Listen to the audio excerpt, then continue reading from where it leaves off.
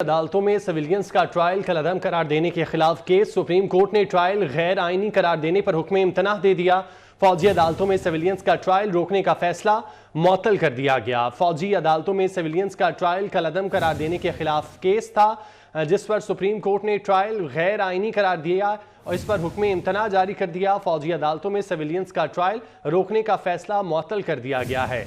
फौजी अदालतों में सिविलियंस का ट्रायल कलअदम करार देने के खिलाफ केस।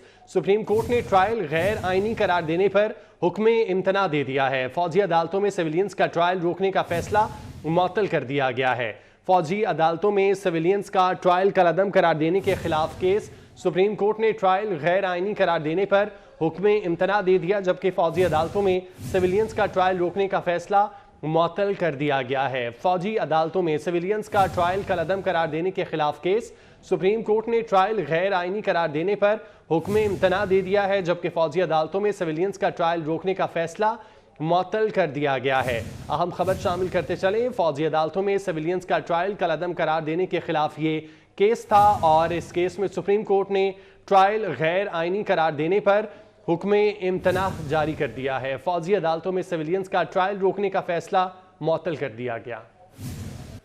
अमानत गशकोरी हमारे साथ मौजूद हैं, तफसीलात उनसे जानते हैं। जी अमानत, बताइएगा।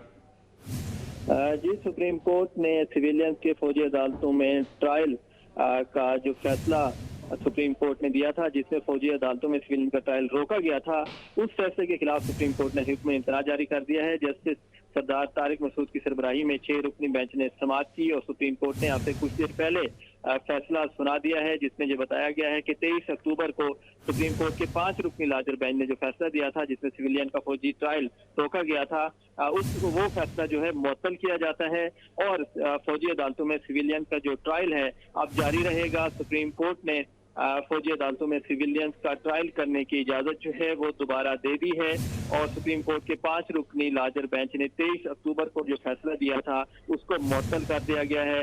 जस्टिस सरदार तारिक मसूद की सरबराही में 6 रुकनी बेंच था, जिसने आज वफाकी हुकूमत समेत दीगर की इंट्रा कोर्ट अपीलों पर समाअत की है। 6 रुकनी बेंच में से 5-1 के तनासब से ये फैसला दिया गया है।